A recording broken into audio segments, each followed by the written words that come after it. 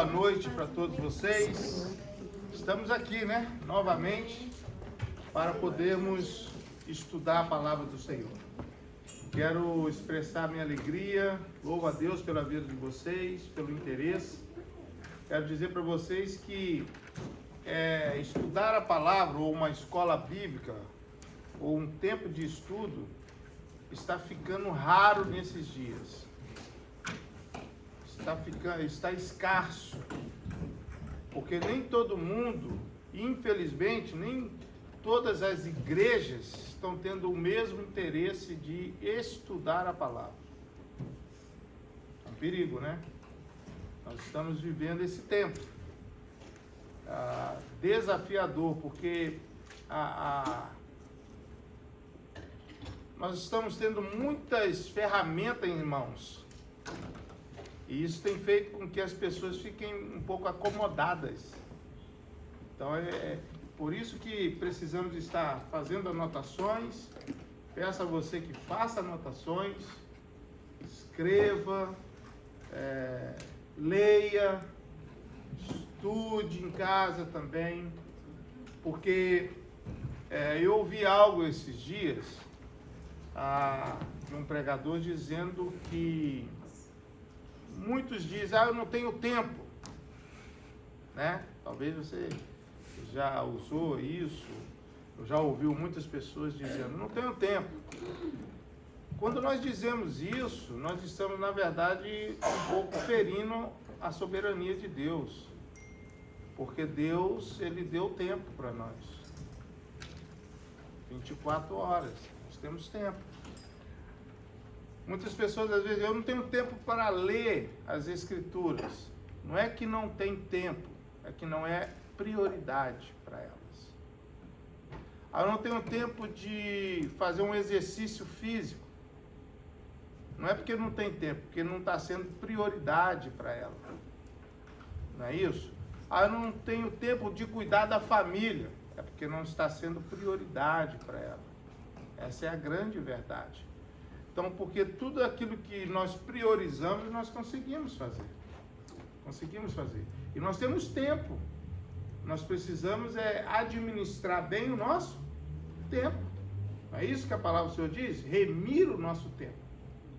Remir o nosso tempo é organizar, fazer uma boa administração do tempo. É não desperdiçar o tempo. E às vezes o que nós estamos vendo muitas pessoas desperdiçando tempo com coisas que às vezes não edificam muito a nossa vida. Então por isso que a Bíblia fala assim, Sebastião, remir o tempo. Usar o tempo da melhor maneira possível. Usar o tempo com os filhos, tempo, Que às vezes estamos com a família e estamos desperdiçando tempo. Então, com a família, na casa de Deus, sabe? É como você no trabalho, as pessoas trabalhando, irmãos. Se ele não remiu o tempo voa e ele não fez nada no trabalho. Nós temos que remir o nosso tempo, não é isso? Então, isso é muito importante. Então, eu louvo a Deus pela vida de vocês. Eu fiz esse comentário aqui, Só de introdução para a gente entender. E você está remindo o seu tempo, tá? Sei que nós estamos cansados, eu não pude estar ali com vocês agora na oração, mas eu estava aqui adiantando algumas coisas aqui. Vamos fazer uma oração rápida e darmos início aqui ao nosso estudo, tá bom? Deus, te agradecemos por mais esse dia que o Senhor nos concede. Sabemos que sem o Senhor nada podemos fazer. Nós te louvamos, te adoramos, te exaltamos. Abençoe esse estudo.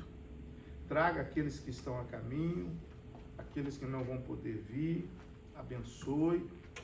Guarde, Senhor, ó Pai, que eles estavam com intenção de vir, mas houve um imprevisto. Que o Senhor os abençoe da mesma maneira, em nome de Jesus.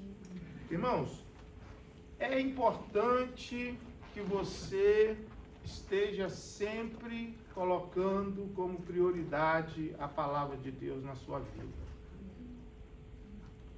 Você é um discípulo do Senhor. você levantou a sua mão e aceitou Jesus como seu único e suficiente Salvador. E nós precisamos estar cheios, nos alimentando da palavra de Deus. Da palavra de Deus. Nós precisamos manejar bem a palavra do Senhor. Manejar bem é conhecer. Da mesma maneira que aprendemos na América, o trabalho que você executa hoje, você tem habilidade nele. Nós, como soldados de Cristo, precisamos ter essa habilidade também, esse conhecimento acerca da palavra, para que você possa, nós como pais, instruir os nossos filhos,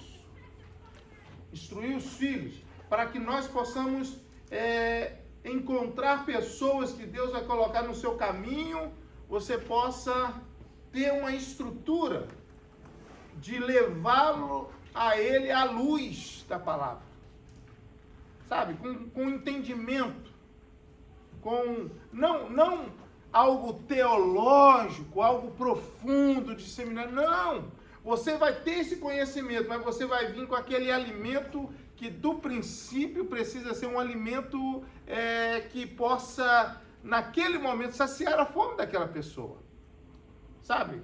Não é um seminarista que conhece tudo e começa logo a falar de profundidade que as pessoas não vão ter entendimento. Então você está buscando, nós estamos procurando fazer o quê? Estudar sobre bibliologia, porque conhecendo as Escrituras.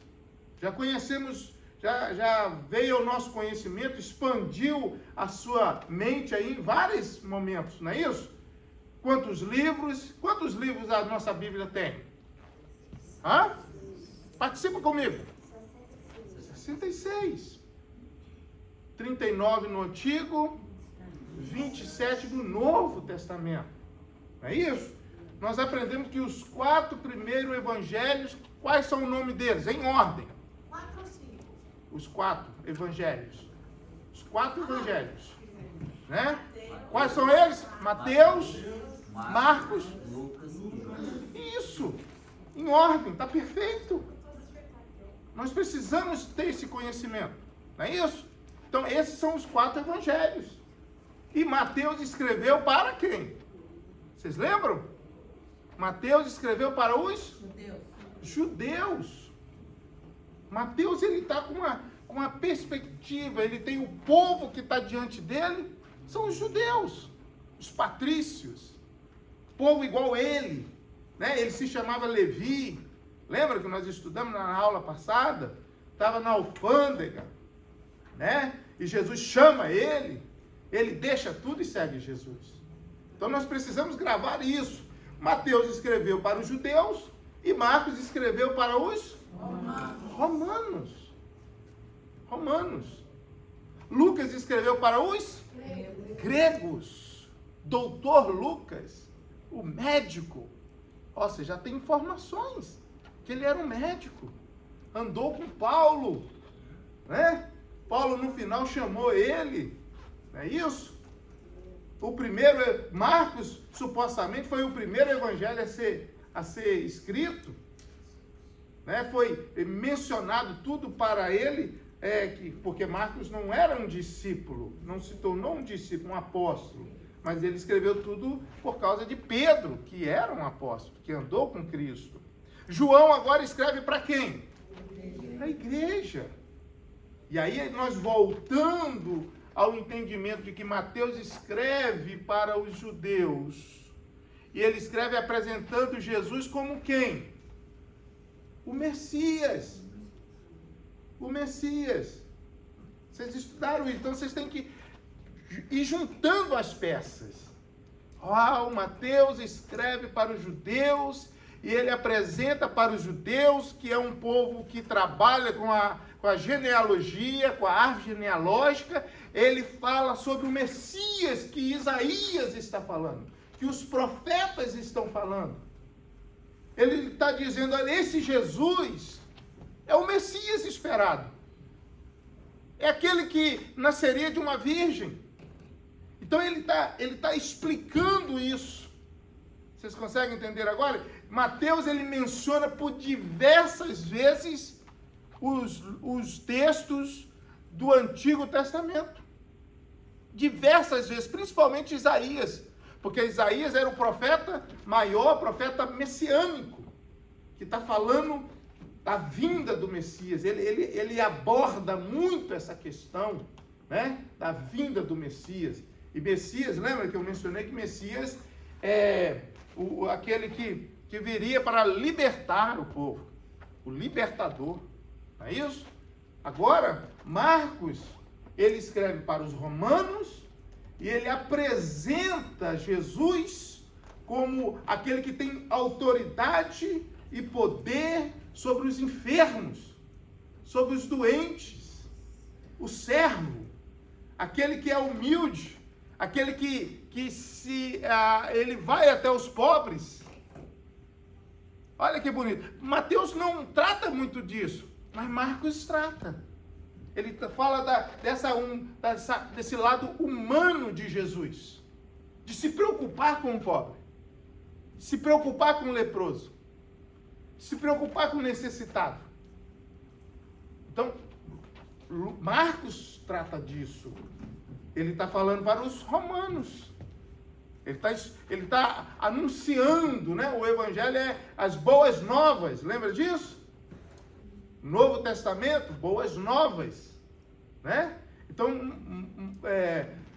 Marcos, ele tem essa missão, anunciar as boas novas. Você tem essa missão de anunciar as boas novas, falar desse lado humano. E nós precisamos seguir, Carlos, os passos de Jesus, esse exemplo de Jesus, né? Aí Lucas vem agora e escreve para Teófilo, né? Um dos governadores, imperador, homem culto. Ele escreve para ele, escreve também Atos dos Apóstolos, Lucas.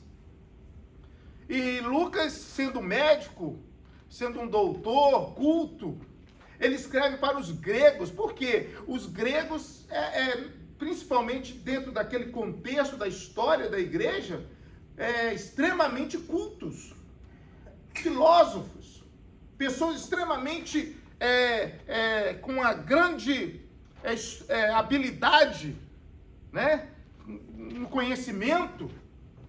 Então Deus, irmãos, ele é perfeito. Ele vai usar, a irmã Elisete, justamente esse Saulo que se converte, que é o Paulo, com grande sabedoria, estrutura também de conhecimento, para ir falar para esse povo nas viagens missionárias dele. Porque ele poderia usar o Pedro? Poderia, mas ele tem outro instrumento, outra peça.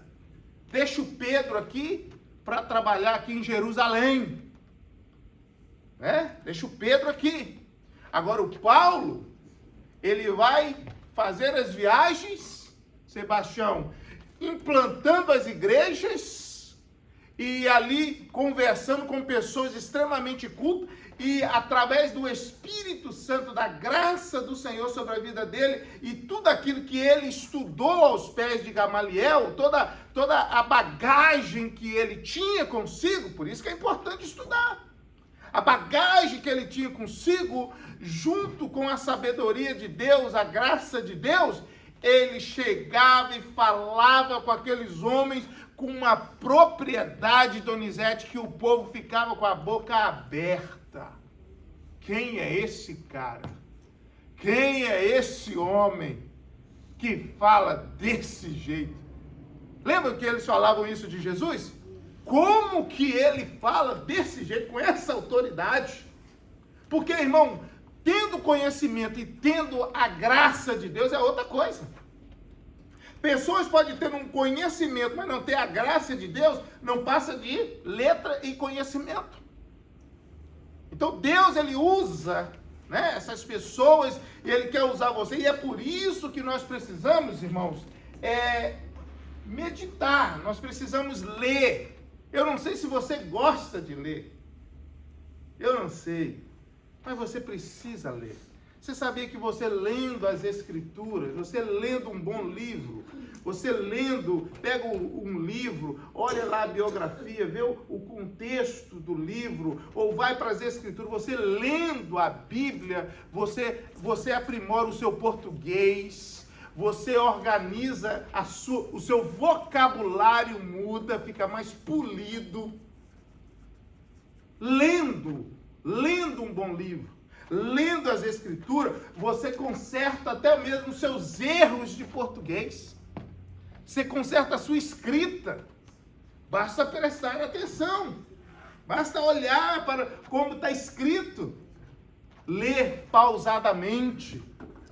Ler obedecendo a pontuação, ponto, vírgula, exclamação, interrogação. Fazer essa diferença na fala. Não atropelar o texto, mas falar pausadamente, respeitando ali, porque você, quando se lê apressadamente, se pode mudar o contexto, se pode mudar o sentido do texto. Então, o estudar, junto com a graça de Deus, muda a história. Então, nós viemos falando sobre isso, falamos dos evangelhos sinóticos. Quem pode falar um pouquinho? Por que eles são chamados sinóticos? Fala a mesma coisa. Fala? Isso aí. Porque eles tratam do mesmo assunto, Donizete, com perspectivas diferentes. Mateus escreve aqui para os judeus, não dá muita ênfase de algumas outras coisas. Marcos escreve aqui, dá detalhes que não que ele esteja omitindo, mas ele não vê necessidade do que Mateus escreveu, e ele fala mais da enfermidade. Lucas chega aqui e escreve mais de algo mais profundo, relacionado, ou dá mais detalhes que ambos não deram, mas o assunto é o mesmo. O assunto é o mesmo. Lembra que eu mencionei que Lucas, só o evangelho de Lucas que vai mostrar o texto relacionado que Jesus suou gotas de sangue? Será por quê? Porque ele é médico. Ele trata de um detalhe. E a medicina prova isso. Quando você está em um momento de muito fadiga, aquele momento de ansiedade, aquele momento difícil, aquele momento de opressão, aquele momento que Jesus não vai dizer que ele está, a minha alma está angustiada até a morte. Pensa o que está acontecendo no Getsemane. Pensa a pressão de Satanás, do inferno, sabe, dos pecados, e ele olhando para mim e para você, ele olhando para a cruz. Então ele está dizendo, olha, a minha alma está angustiada até a morte, e vocês não podem orar comigo nem uma hora, vocês estão dormindo toda hora. Então, detalhes, você precisa ler, se dedicar tempo para você ler. Começar a ler agora, a sua perspectiva é outra, você grava isso. Mateus, Mateus está escrevendo, por isso que ele fala da árvore genealógica. Olha, Marcos não fala da árvore genealógica. Marcos não fala, mas fala de muitos milagres. Olha, Marcos dá detalhes. Então você tá entendendo. E João, ele escreve falando para a igreja, mas falando de quê? Da divindade de Jesus. Esse ungido de Deus, o Jesus, o Cristo, o ungido de Deus, a divindade, o que é o próprio Deus, o que era o verbo, estava com Deus, no princípio era o Deus, o verbo, Jesus, o Filho de Deus, o próprio Deus, né? Então ele já vai falando o quê? Já de detalhes do início de João Batista, e depois ele já vai para as últimas semanas de Jesus. Ele vai para as últimas semanas de Jesus. Ele vai já dizer ali, subir ao monte. Ele já vai tratando ali da cruz, da ceia, da crucificação, ressuscita Lázaro. Ele vai finalizando. Aí finaliza o livro. A ressurreição dele, finaliza o livro.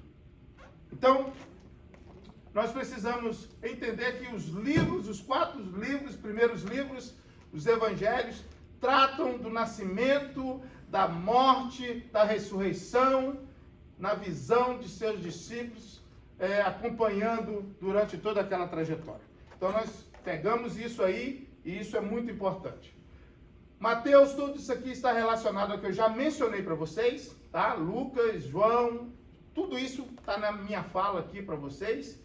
E agora, livros históricos, que é Atos dos Apóstolos, que foi Lucas que escreveu, nós também falamos para vocês, né, na aula passada, que Atos conta a primeira expansão da igreja, né? Vai falar das viagens do apóstolo Paulo, vai falar de Paulo... Nós paramos aí, pastor. Paramos aqui, né? No slide anterior. Nesse aqui? Justamente nesse aqui, pastor? No anterior. No anterior. Então tá bom. Nesse aqui. Eu anotei. Ok, ótimo. Obrigado por me lembrar. Então isso aqui, ó. O livro de Atos conta a história da primeira expansão da igreja. Aonde a igreja, o que está escrito no capítulo 1 de Atos, Jane, Andréia, capítulo 2, capítulo 1, Julimara, é a ascensão de Cristo. Não é isso? Lucas que está escrevendo.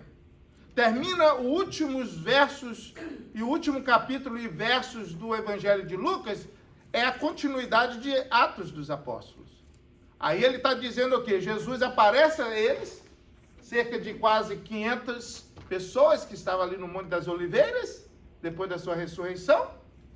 E aí Jesus vai ser assunto ao céu. 2 anjos, um de cada lado, ele está subindo, e aí ele vai dizer, vocês galileus que estão olhando, né? Ele vai mencionar isso. Ele vai dizer, esse mesmo Jesus que vocês estão vendo subir, olha a garantia de que ele vai voltar. Esse que está subindo voltará. Voltará também. Do mesmo jeito que vocês estão vendo ele subir, ele voltará. Pode ler para mim, pastor? Tem mãos aí? Esse texto? Atos capítulo 1, verso 4, verso 5. Não me foge a memória.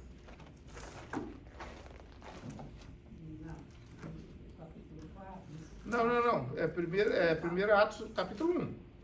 E estando com eles, determinou-lhes não ausentasse de Jerusalém, mas que esperassem na promessa do Pai que de mim ouvistes.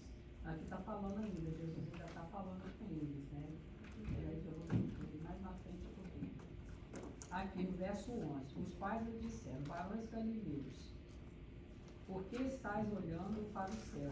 Este Jesus que dentre vós foi recebido em cima do céu, há de vir assim como para o céu o viste ir. Olha aí. Esse é o verso 11, né? Atos 1:11. Sim, verso 11. Então, veja bem. Jesus, ele permanece 40 dias aqui, depois da sua ressurreição.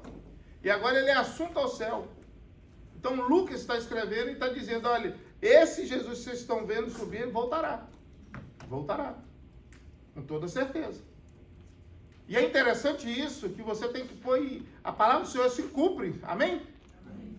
Ela vai se cumprir, quer o inferno não, quer se levantar contra a igreja, não se cumpre. E o mesmo Jesus que disse aos seus discípulos, é necessário que eu vá, porque se eu não for, não poderei enviar o Espírito Santo. Ele está dizendo, é necessário que eu padeça, é necessário que eu morra, e para que eu vá. Então, isso acontece, mas ele diz o quê? No terceiro dia eu irei ressuscitar. Então, ele é morto, acontece, ele ressuscita no terceiro dia, acontece, e agora ele está sendo assunto ao céu, e ele está dizendo, voltarei. E ele vai voltar, e nós temos que esperar a volta do Senhor, a vinda do Senhor. A vinda do Senhor. Então, Atos dos Apóstolos está dizendo, olha, a igreja, né, a primeira expansão da igreja, após a morte de Jesus. Após a morte de Jesus. Ao ressuscitar, Jesus capacitou alguns de seus seguidores através do Espírito Santo, denominando-os apóstolos, que significa enviados. Então, apóstolo significa enviados. Anote aí. Apóstolo significa enviados. Ou seja, Deus, né, aqueles discípulos, aqueles apóstolos, que a gente vai encontrar isso em Atos, capítulo de número 6, se não me foge, instituição dos diáconos, está aqui a instituição dos diáconos, que são os apóstolos, discípulos que andaram com Cristo. Porque Judas aqui, ele se enforca, ele morre, e eles vão levantar uma outra pessoa no lugar dele. Então aqui, esses apóstolos, significa esses enviados de Deus, com a graça de Deus, para pregar as boas novas. Falar do amor de Cristo. E aí começa essa expansão, gente. Atos dos Apóstolos, você vai ouvir falar muito sobre Paulo, sobre as viagens de Paulo, sobre a perseguição da igreja.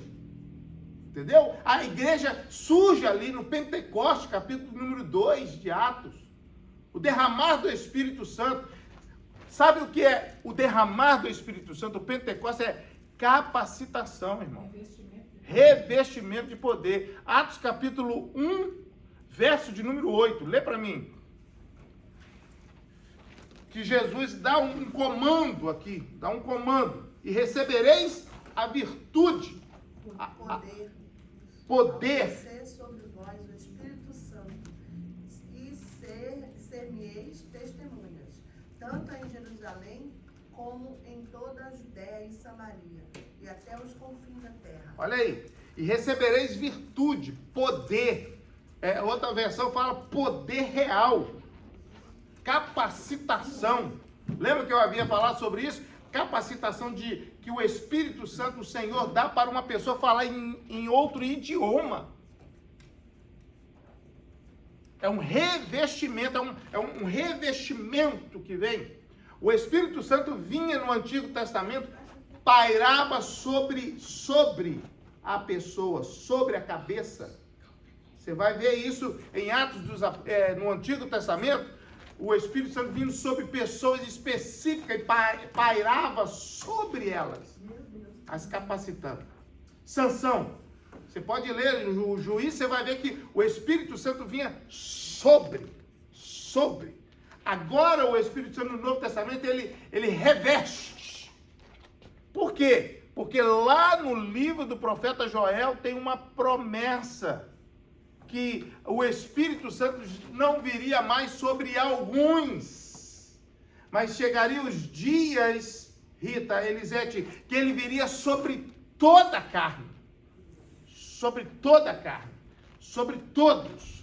E pastor Ronaldo, na versão, porque eu tinha visto isso antes, como você acabou de dizer, na nova tradução, né, da linguagem de hoje, fala exatamente dessa forma. Porém, quando o Espírito Santo descer sobre vós, vocês receberão poder. E serão minhas testemunhas em Jerusalém, em toda a Judéia, Samaria e até os lugares mais distantes da terra. Que é essa expressão de descer, como Jesus falou, né? Que ele ia enviar e que eles iam receber esse Espírito Santo que ia capacitá-los a fazer aquela obra, a qual eles estavam ali sendo enviados para fazer. Fazendo só uma observação que muitas pessoas acham, né? Quando às vezes a gente não ouviu ainda ou não estudou, às vezes as pessoas acham que foi naquele dia ali que os discípulos receberam o Espírito Santo. Mas naquele dia ali eles receberam o revestimento de poder. Porque quando a gente olha, né, a gente vê aqui no capítulo 20 do Evangelho segundo escreveu João, Jesus soprando o Espírito Santo sobre os discípulos. Então ele chega ali... Vocês estão ouvindo, né, irmãos? Essa observação, né? Ele chegou ali no capítulo 22 verso 22 do capítulo 20 do Evangelho segundo escreveu João. Jesus ali ressuscitado, ele chega ali e assopra. E havendo dito isso, que ele estava conversando com os discípulos, ele conversou com eles, falou várias coisas. Então ele assoprou sobre eles e disse: recebei o Espírito Santo. Então, é por isso que quando se fala de Atos, fala revestimento. Porque revestir é uma coisa que já foi vestida. Vai revestir. Então, eles receberam ali poder, mas o Espírito Santo, ali naquele momento, eles já tinham recebido, porque Jesus já tinha soprado o Espírito Santo sobre eles. Esse revestimento é para todos. Todos. Tem denominações que, o Espírito Santo, o derramado do Espírito Santo, escute isso é importante. O derramado do Espírito Santo só foi para aquele dia. negativo. É uma linha de pensamento totalmente errônea. Está errado. Mas muitas denominações acreditam assim. Pensam assim, batista, presbiteriana, metodistas, eles são mais tradicionais. Então, não, aquilo foi para aquele dia. Mas não, é para hoje, para todos os dias, para todo aquele que invocar o Senhor. Abra sua Bíblia em Joel, capítulo 2. Pastor, uma pergunta. Sim. No velho, o Espírito Santo vem sobre, e no novo... Ele reveste, ele vem também sobre, e ele já está dentro. Ele não vem e sai. No Antigo Testamento, ele vinha sobre pessoas específicas, capacitava elas para trabalhar com ouro, com prata, com bronze, para livrar. Sansão era um nazireu de Deus. O Espírito de Deus vinha sobre, não está escrito assim? Sobre ele. E ele tinha uma força para ser o juiz. Sansão era um juiz. Nazireu, juiz. Para livrar o povo. Agora, no Novo Testamento, ele habita em nós. Ele habita. Ele não vem, Sebastião. Não, ele habita em nós. Ele habita naquele que confessa Jesus como seu único e suficiente Salvador. Ele habita. Porque é ele, irmãos, que te ajuda nas suas fraquezas. É ele que te ajuda quando você está aí capengando. É ele que te lembra, é ele que te fortalece, é ele que é a luz que diz, ei, não faz isso. É o Espírito Santo. É ele que faz isso. Joel capítulo 2, verso 28. Esse texto vai explicar isso, ó. Eu abri aqui agora para a gente entender isso. Se os apóstolos foram enviados, eles foram enviados como Paulo se tornou um apóstolo, porque Paulo outrora chamava-se Saulo, não é isso? Ele era o que da igreja? Perseguidor, vamos lá comigo. Ele era perseguidor. Ele tem um encontro com Jesus, ou Jesus encontra ele. A vida dele é transformada, ele se torna um apóstolo, porque ele se apresenta como um apóstolo, deveria ter sido abortado. Ele tinha dificuldade de aceitar esse sentido do apostolado, porque ele era um perseguidor. E ele dizia assim, eu sou o último. Sou o último, penúltimo. Eu não sou merecedor. Então ele tem esse entendimento. E um homem que foi levado em visão, como ele diz, não sei, mas até o terceiro céu. E viu coisas inefáveis, que não é dignas de ser mencionada, escrita. Esse é um cara que se coloca nessa posição de humilde, sabe? De não merecedor. Ele que escreveu 13 epístolas dos 27 livros, ele escreveu 13. 13. E ele está dizendo assim, não, eu não sou merecedor. Se fossem muitos hoje, eu sou o cara. Tanto que ele vai fundando as igrejas, chega em momentos que algumas igrejas estão dizendo assim, mas já não estão nem querendo receber. E é ele que fundou a igreja. Ele que fez tudo, né? Então, Joel capítulo 2, Marinei vai ler o verso 28, bem pausadamente, o Carlos o 29, todos têm? Amém. E há de ser que depois derramarei o meu espírito sobre toda a carne. Ok, peraí, para um pouquinho. E há de ser que, né? E há de ser que, vírgula, tá vendo ali? Derramarei o meu espírito, espírito com letra maiúscula. Tá falando do Espírito de Deus, do Espírito Santo, tá? Isso é uma grande observação. Você nunca escreve Deus com D minúsculo. Você nunca escreve Espírito Santo com E minúsculo, com S minúsculo. Porque dá uma outra conotação. Deus com D minúsculo é Deus da terra. Deus feito por mãos humanas. Isso é português. Isso é importante. Vai fazer uma escrita. Deus com T maiúsculo. Né? God com G maiúsculo. Essa grandeza. Então, Espírito sobre toda a carne. Já não é mais sobre alguns. É sobre todos. Sobre todos. Pode continuar, Marinei. Sobre toda a carne, vossos filhos e vossas filhas profetizarão, e os vossos velhos terão sonhos, e os vossos jovens terão visões. Olha aí. Os vossos filhos e vossas filhas profetizarão, os vossos velhos, os anciões, né, terão sonhos, os vossos jovens terão visões. Olha só pra você ver que coisa linda. Isso vai ser, é uma promessa que aconteceu.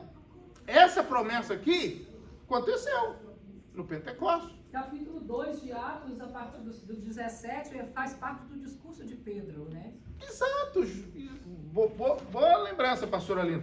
Pedro vai usar o esboço de Joel. Pedro, ele usa o esboço de Joel. É você pegar um esboço que eu preguei, eu pego o esboço que o fulano de tal pregou, gostei daquilo, eu vou usar aqui na minha mensagem. Então, Pedro, ele vai... Por isso que é importante ler. É porque aqui, quando Pedro começa a discursar, ele, para explicar para aquela multidão de pessoas que estavam ali, de vários lugares, o que estava acontecendo, porque foi um mover tão diferente que aquelas pessoas começaram a ficar pensando assim, mas o que está acontecendo? Porque o que marcou, né, o revestimento de poder ali, que foi visível. As pessoas que estavam em volta perceberam. Então, quando Pedro começa a pregar, que aqui fala o discurso de Pedro, mas na verdade é uma pregação. Exato. Quando Pedro começa a pregar, e ele já tinha lido os pergaminhos, o que ele usou para basear o que estava acontecendo ali, porque ele sabia o que estava acontecendo. Por isso que é bom a gente conhecer a palavra de Deus, porque quando você vê certas coisas acontecendo, você sabe que a palavra de Deus já falou a respeito daquilo. E foi o que Pedro fez. Quando ele viu aquilo tudo acontecendo, ele já sabedor, que já tinha lido os pergaminhos, ele começou a explicar exatamente o que ele tinha lido nos pergaminhos a respeito da promessa que tinha no livro de Joel, ou seja, aquilo estava acontecendo. Perfeito. Que É isso aí. No momento. O Espírito Santo não vai, eu estou te falando com segura, não vai te lembrar aquilo que você não leu. Você está de brincadeira comigo. Você acha que Deus quer fazer o quê? Você tem que ler. Ele vai te lembrar daquilo que você leu. Ele vai te dar graça. Você está lendo? Você está estudando? Na hora foge. Vai pregar. Tem hora que o texto não é aquele texto. E Deus vai te dar outra direção. E aí? Quem escreveu as 3 epístolas dos 27 livros, né? Quem escreveu as 3 epístolas dos 27 livros? 27 livros do Novo Testamento. Dos 27, 13 foi o apóstolo Paulo. Então, veja bem, esse acontecimento de Joel, Pedro trata dele, usa o esboço e fala, olha, o profeta Joel disse que naquele dia o Senhor iria derramar o seu Espírito sobre toda a carne. Sobre toda a carne. E agora não era só sobre os filhos do rico, não. Sobre todos os filhos. Dos pobres, dos miseráveis, de todos. Nem era só sobre os judeus, né? E não era só sobre os judeus. Tinha muita gente. Eu vou voltar, eu vou ali no capítulo de Atos ali, eu vou ler ali para explicar algo para eles aqui, os irmãos. Então Pedro está usando o esboço de Joel porque ele conhecia Carlos. Daniel usava os acontecimentos, os pergaminhos que Jeremias escreveu e Isaías escreveu, porque ele tinha em mãos. Ele estudava. Aí ele pega os pergaminhos, Carla, Julimar, e diz assim, uau, Jeremias disse que o cativeiro duraria 70 anos.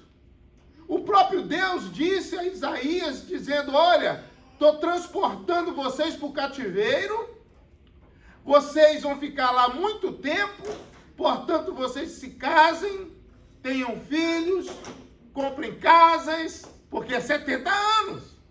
É 70 anos. Então, mas esse casar não é casar com pessoas estranhas, porque Deus não quebra princípio, é para casar entre eles.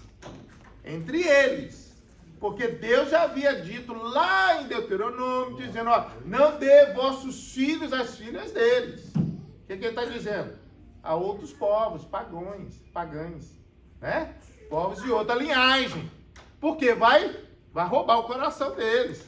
Vai se quebrar o princípio.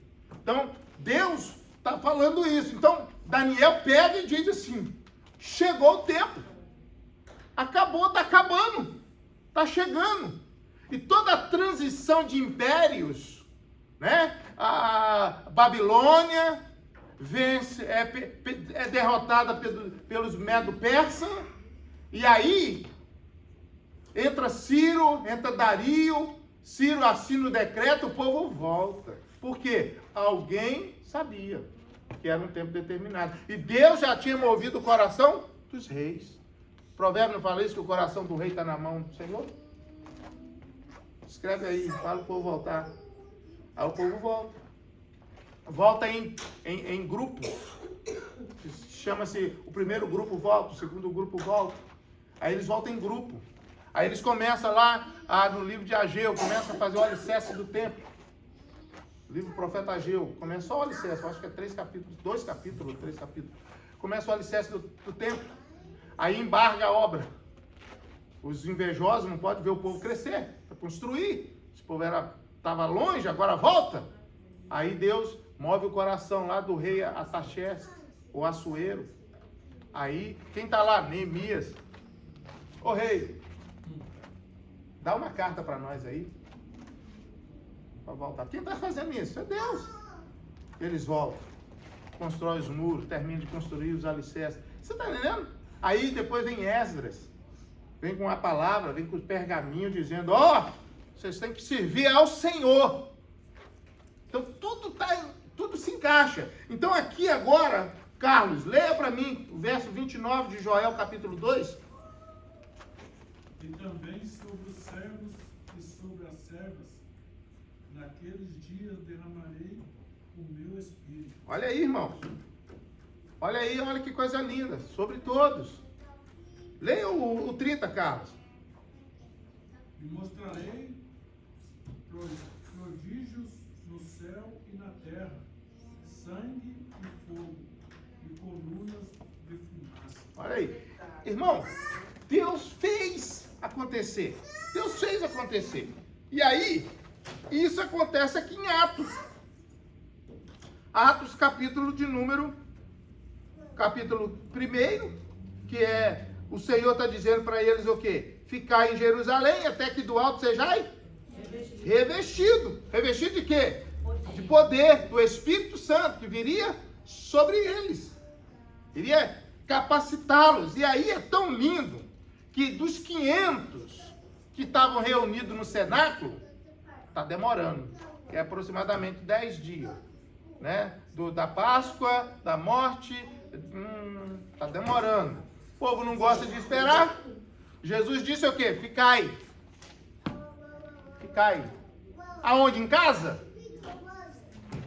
Em Jerusalém, no cenáculo, orando. E aí, meu irmão, oração. Estava lá reunido o povo. E aí, o que começa? Um dia, segundo dia, terceiro dia. E nada, hein? Nada, hein? Tá demorando, hein?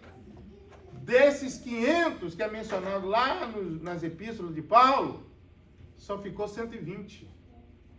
120 que estavam reunidos. Pega aí a sua Bíblia aí, Atos, capítulo número 2.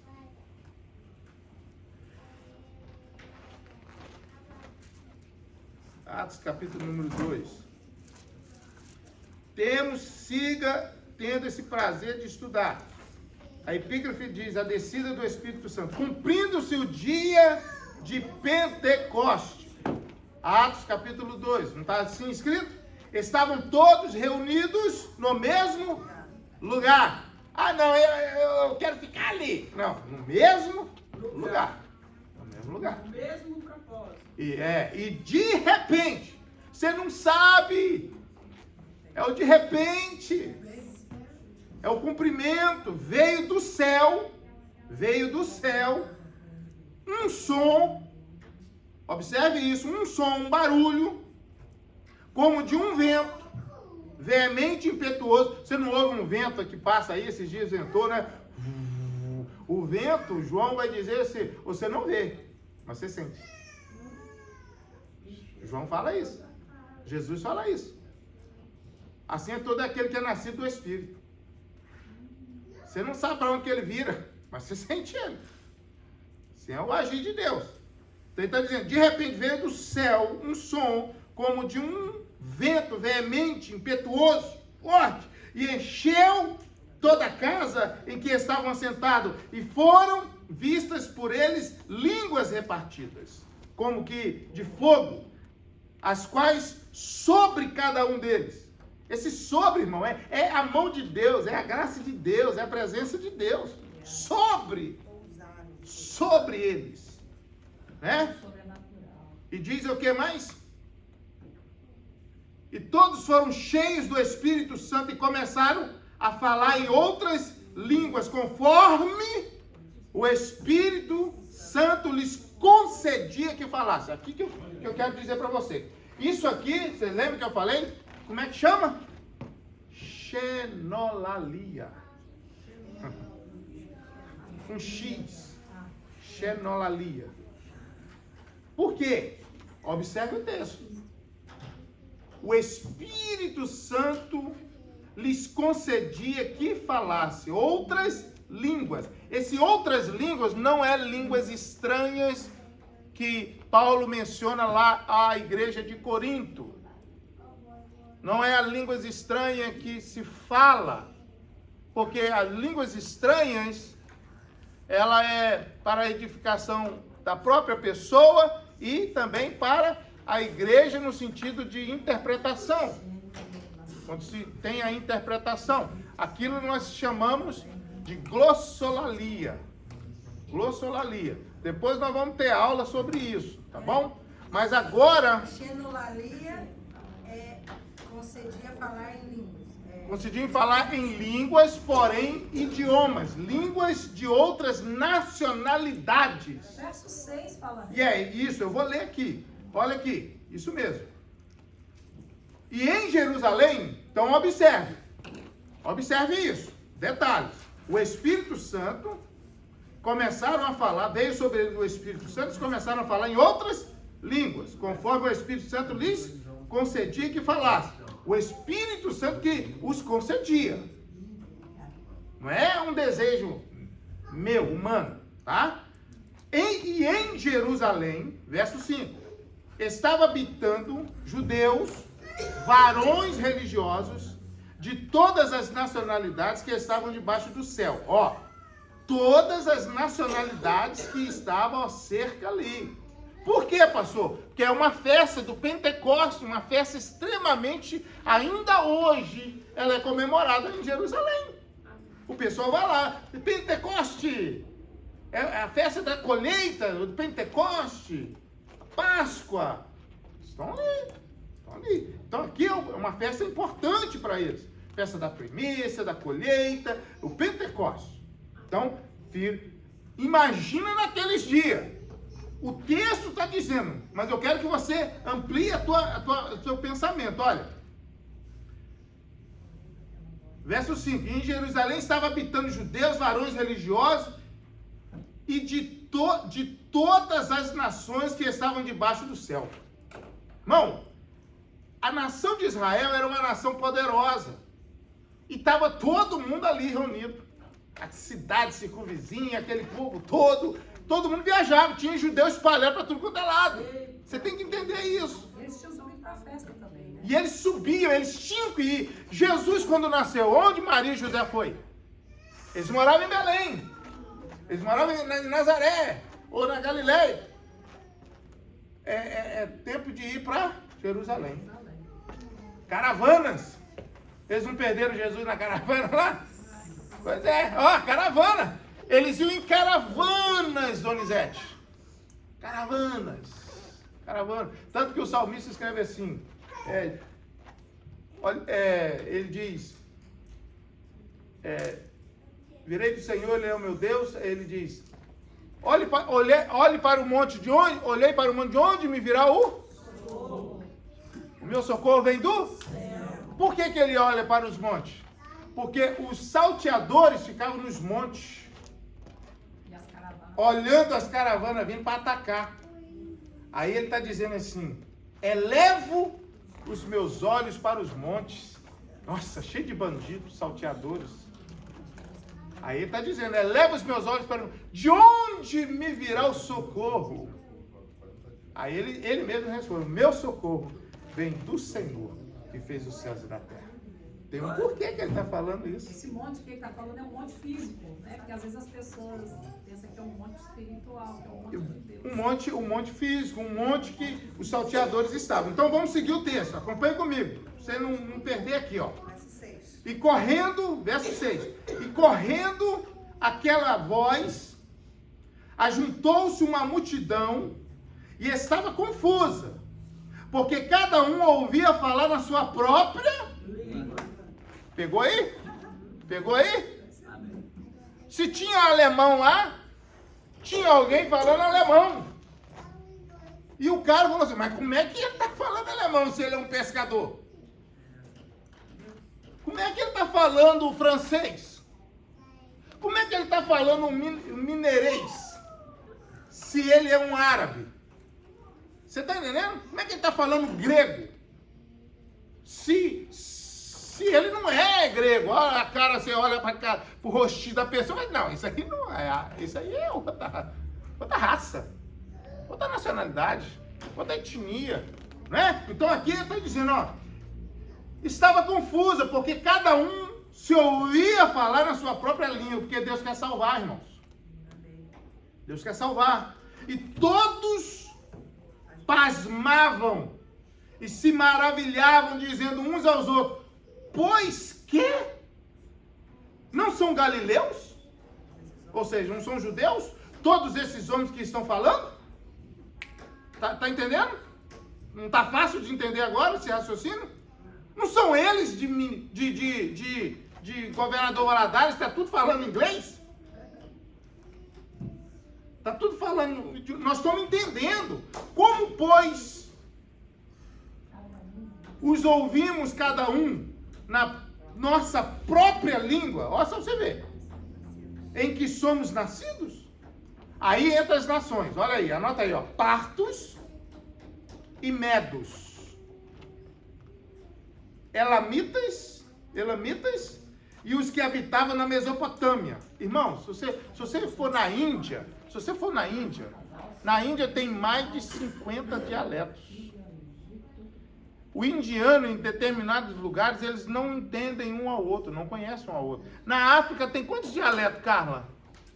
Muitos também, não tem? Mas na Itália também é o dialeto. Tem muitos lugares que falam português, mas muitos lugares, além de Carla falar português, predomina lá o crioulo. Português de língua oficial. Oficial. Quem foi para a escola sabe falar português. Todo mundo sabe falar crioulo. E crioulo. Tem um certo dialeto, etnia que não sabe do outro. Que não sabe do outro. Para 50 etnias, cada um vai falar de Vai falar de um jeito. Então, isso aqui, você tem que entender isso, olha. Havia ali os que habitavam na Mesopotâmia, que estava longe, lembra de onde veio Abraão? Né? Da Mesopotâmia, da Babilônia, dos caldeus, tá? E Judéia e Capadócia, e Ponto, e Ásia, e Frígia, Panfilha, Egito e partes da Líbia, juntos a Cirene, e forasteiros romanos, tanto judeus como prosélitos. O que é prosélitos? Prosélitos pessoas que se tornaram judeus ou participantes. Eles não eram judeus, mas se tornaram seguidores. Então eles são chamados de prosélitos.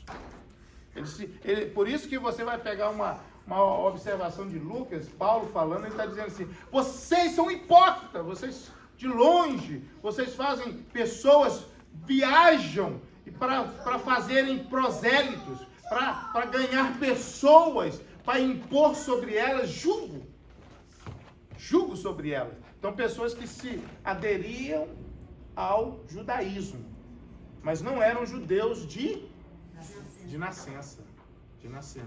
Né? Uma certa hipocrisia, né? Porque o judeu olhava para quem não é judeu da raiz, é o que para ele? Lixo. É um gentil. Gentílicos. Nós. Tem raiz até hoje. Gentil. Vocês são gentílicos. Vocês são um resto. Você está entendendo? Carla ia falar?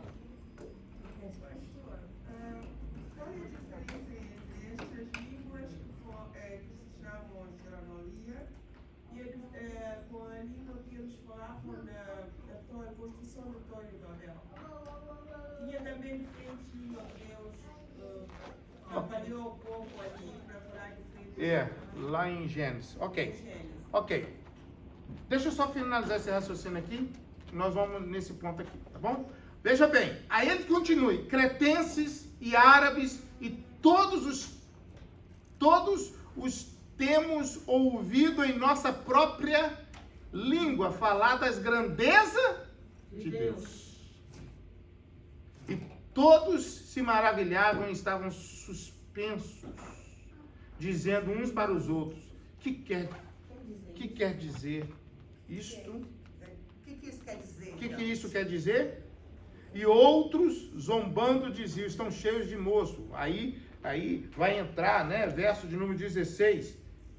Verso de número 15. Estes homens não estão embriagados. Porque eles estão dizendo assim: eles beberam, só pode ter. Não, bebida não faz os outros trocar de idioma.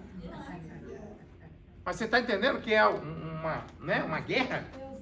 É poder de Deus. Quando Ana também estava orando, né? Ana está orando, ela está ali, na verdade, babuceando, né? Falando baixinho, meio chorando, meio exprimido.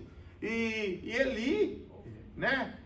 O profeta está velho, está bem meio longe da presença de Deus, e ele está ali, o sacerdote meio longe, então ele está ouvindo já coisa que ele já está julgando. Ele já está olhando para Ana e dizendo: você está bêbado, né? Entendeu? Então, e aqui a mesma coisa, eles estão bêbados. Aí Pedro vai falar, verso 15: esses homens não estão embriagados, como vós pensais, sendo esta a 3ª hora do dia. Mas isto é o que foi dito pelo profeta Joel.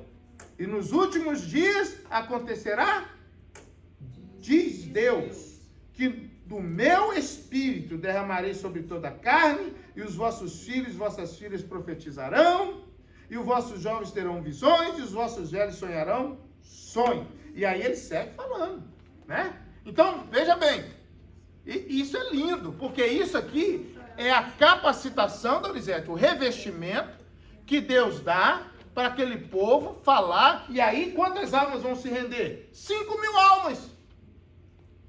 Quantas almas aceitaram Jesus ali naquele discurso? 5.000 almas, as primeiras conversões. E a mensagem era o quê? Arrependei-vos, verso de número 38 aí do capítulo 2 de Atos. E cada um de vós seja batizado em nome de Jesus Cristo para perdão dos pecados, e recebereis o dom do Espírito Santo. Tá vendo? Aceita Jesus, se arrepende, né? Vai ser batizado. E aí, meu irmão, quase 5.000 almas se convertendo em um tapa só, numa pregação só.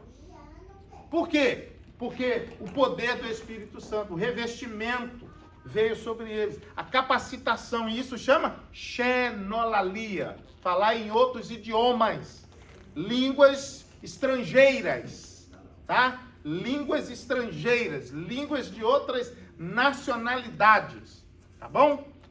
Não é línguas estranhas que se fala o cristão, é diferente, porque você não entende quando uma pessoa está falando em línguas estranhas, a não ser que o Senhor dê a interpretação, tanto para a própria pessoa ou para alguém.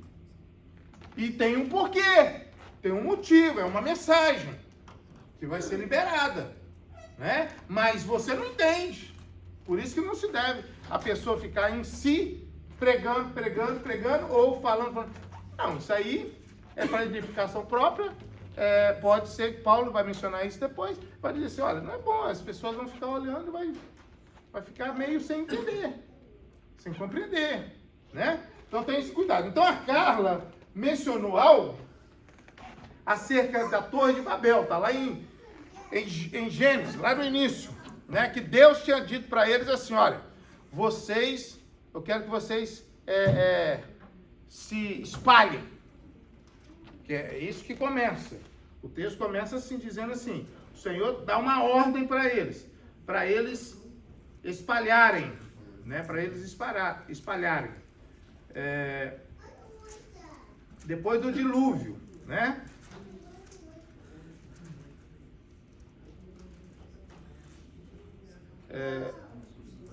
Aqui, ó, Gênesis 11. Porque havia acontecido o dilúvio. Então você tem que agora pensar assim comigo. Vamos raciocina comigo. O dilúvio aconteceu. As comportas se abriram de água, o céu destruiu, acabou. Só a família de Noé, né? Noé, esposa, 3 filhos, 3 noras. Pum, tá ali dentro, né? 8 pessoas. Sai da terra, a terra começa a ser povoada. As famílias de Sem, Jafé e Cã. Tá. E aí começa, aí o Senhor vai dizer aqui no verso 11, e era toda a terra uma só língua. Detalhe, eles falavam o mesmo idioma, falavam a mesma língua, a mesma fala. E aconteceu que partindo eles do Oriente, acharam um vale na terra de Siná e habitaram ali. Essa região é a Babilônia, Babel, Torre de Babel, Babilônia, tá? Aí, e isso por que sabe, pastor? Porque você tem que ir para o mapa, então, e trabalhar e ver a geografia, você vai entender isso. Eu estou já te falando direto, facilitando aí para você. Mas é a Babilônia, tá bom? Aonde Nabucodonosor vai aparecer, esses impérios, que hoje é ali o Iraque, aquela região ali, Babilônia. Tá bom? Geográfico, as coisas vão mudando, né? Vão se tomando aí a dimensão. Aí o texto vai dizer assim, ó, o Senhor havia dito para eles espalhar, povoar a terra. Povoar a terra. Aí eles resolvem fazer o quê? Ficar no mesmo lugar. Olha aí o texto. E aconteceu que partindo eles do Oriente, acharam um vale no Siná e habitaram ali. E disseram uns aos outros, eia, façamos tijolos, queimemo-los bem, e foi-lhes o tijolo por pedra, e betume por cal. Ó, começaram uma construção. O ser humano é inteligente. Pegaram betume, pegaram palha. Como é que aquele povo construía aquelas muralhas? Tinha palha. O faraó dava palha e dava betume. Lembra quando o povo ficou lá meio revoltado lá? O faraó disse assim, sabe uma coisa? Corta a palha. O trabalho vai ficar dobrado. Era o material da época. Né? Era material da época. Então não era, é betume porque a terra, meu irmão, é petróleo, é aquela pasta. Betumou a cestinha de Moisés, não entrava água, Sebastião. Betumou direitinho, tá lá. Você tá entendendo? Então aqui eles resolvem construir. Por quê? Pensando o quê, cara? Vamos fugir da ira de Deus. Se ele resolve mandar água de novo, não pega nós mais. Tô livre. Vamos construir uma torre, né? Ó, tijolos e pedra e betume e cal. Aqui tem uma lição para nós. Eles falavam o mesmo idioma, sim ou não? Quando você está unido no mesmo propósito, você cresce. Quando você está unido, mesmo quando o trem está... Irmão, o trem é tão sério, mesmo para fazer trapalhada. Se tem coisa unida, vai. Unida serve. Olha a importância do poder da unidade. Por isso que o povo de Deus tem que ser um. Não ficar dividido. Membro falando do membro. Isso não é unidade. Atrapalha o corpo. Atrapalha o crescimento. É falar vários idiomas e várias línguas. Ninguém entende. Porque não pode ser assim. E aqui eles estão aqui, ó. E disseram, eia, edifiquemos nós uma cidade e uma torre cujo cume toca nos céus, e façamo-nos um nome, para que não sejamos espalhados sobre a face de toda a terra. Ó, uma desobediência. Isso aqui começa com um homem chamado Nimrod, tá? Um homem chamado Nimrod, da mitologia deles ali, que são considerados na história antissemitas, perseguidores do povo de Deus. Nimrod é o símbolo do cavalo com a flecha, sabe? Capricórnio que eles falam? Sagitário. Sagitário, né? Metade homem, Metade é um homem, cavalo com um arco na mão. Esse é Nimrod. Esse é Nimrod, caçador de judeus, caçador de antissemita. Ele é um antissemita. Aí o texto diz assim, olha, então desceu o Senhor. Olha só, peraí. Façamos um nome para que não sejamos espalhados sobre a face de toda a terra. Então desceu o Senhor para ver a cidade e a torre que os filhos dos homens estavam edificando. Essa expressão, tá? Desceu o Senhor. O Senhor não ia dioturnamente visitar o Adão. Né? É a expressão que a gente usa, dioturnamente. Amanhã, à tarde. E aí, Adão? Como é que você está? É o Deus da conexão. É o Deus que conecta. É o Deus que chega e conecta com o homem. E aí, rapaz, como é que você está? Tudo bem? Aí o homem escondeu. Mas aqui Deus veio. E aí o Senhor viu o quê? E o Senhor disse, eis que o povo é um. Guarda isso. O povo é um. Mas ele estava em desobediência. E ele estava conseguindo. Estava crescendo, tá? A torre estava A crescendo. intenção dele, no caso, não era boa. Não, né? motivação errada. Lembra que eu preguei? Se a motivação estiver errada, Deus não está nisso. Pode estar dando certo, mas Deus não está nisso. Lembra o Moisés que feriu a rocha? 2 vezes saiu água, mas gerou um problema para ele. Deu resultado. Guarde isso. Deu resultado, mas desobedeceu a Deus. Vale a pena? Ei, deu resultado, mas desagradou a Deus. Olha o perigo, porque Deus, ele vela pela sua palavra. Pela sua palavra. Porque ele vai abençoar. Aconteceu um milagre. Mas essa pessoa, na verdade, está fora do céu. Não tem um nome escrito no livro da vida. Porque a palavra de Deus cura. A palavra de Deus liberta.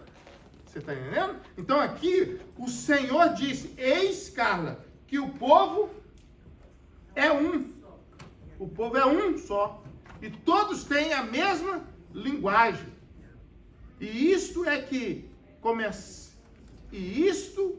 o que começam a fazer, e agora não haverá restrição para tudo que eles tentarem fazer. Ó, ninguém pode impedir. Pastor Aline, clica ali em cima para mim, por favor. Tá vendo? No cantinho. E aí segue o texto. Aí que é o ponto. Verso 7. Eia, desçamos e confundamos ali a sua língua, para que não entenda um a língua do outro. Tá vendo aí? Por quê? Porque o que eles estão tentando vai dar certo. Porque eles falam o mesmo idioma. Aí, meu irmão, virou uma confusão. Por quê? Por quê? Traz tijolo. Trazia água. Um não conseguia mais entender o outro. A construção parou, cessou. E aí eles tiveram que se espalhar, porque o grupo que falava igual se compreendiam por um lado, o grupo que falava de outro idioma, por outro lado.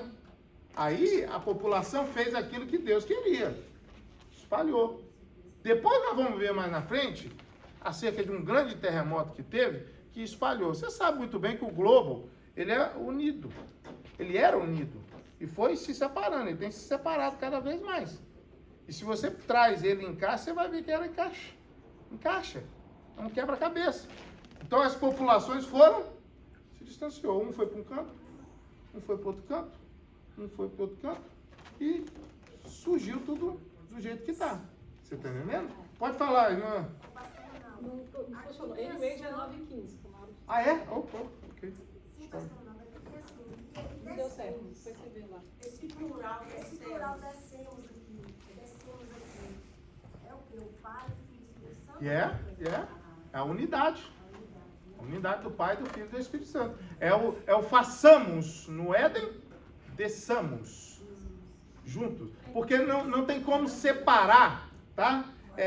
Não tem como separar, mesmo que nós mencionamos a Trindade, Pai, Filho e Espírito Santo, temos que só olhar a dispensação e o trabalhar de ambos, mas não se separa para a compreensão nossa. O Pai criou, o Filho executou e o Espírito Santo está trabalhando no nosso meio para nos levar para Ele. É água, H2O, lembra que eu sempre menciono isso? Água é água. No estado sólido é água, no fogo, no vapor é água e água líquida. Então não tem como separar o Pai, do Filho e do Espírito Santo. São um. E isso muitas religiões têm dificuldade de entender. E crer que Jesus é o Filho de Deus, que é Deus. Eles acham que Jesus não é Deus. Mais um pedido, Rosane, para a gente finalizar. Desde a criação, né? Fala, passamos o homem a nossa imagem. Isso. Fez a água. Isso. Então essa é a expressão. Vamos colocar de pé. Desculpa, passou o tempo. Eu estou sem o meu relógio aqui agora. Eu nem observei. A aula vai tomando uma dimensão, né? Que a gente fica meio... Passa rápido, né? Passa rápido. Obrigado, pastor. Tem que me avisar aí. Que eu esqueci. Desculpa, irmão. 10 minutos, 15 minutos. 10, 9h30 nós estamos aqui. Desculpa. Nós estaremos dando sequência, tá? Você viu como é que a gente para? Eu tinha muita coisa para falar, mas tinha muita coisa importante para falar. Vocês foram perguntando, então é importante a gente estudar. Eu não estou com pressa, mas tem muita coisa para a gente trabalhar. As epístolas do Paulo, as viagens, você vai entender o motivo que ele está escrevendo, tá bom? Vamos orar. Deus, te agradecemos por essa aula, Senhor. Trabalha no nosso entendimento, na nossa mente, no nosso coração. Não deixa o cansaço nos impedir de aprender. Que toda palavra, Senhor, que foi liberada aqui, venha, Senhor, estar guardado no nosso coração. O inimigo não venha roubar nenhuma delas. Porque o Senhor é maior, Senhor. Nós te agradecemos. Estamos aqui para aprender a tua palavra. Nós estamos aqui, Senhor. Eu estou aqui para aprender também. E nós queremos te louvar e te agradecer. Nos leva em segurança debaixo da tua proteção, no nome de Jesus. Deus abençoe vocês. Aleluia. Desligou ali, pai?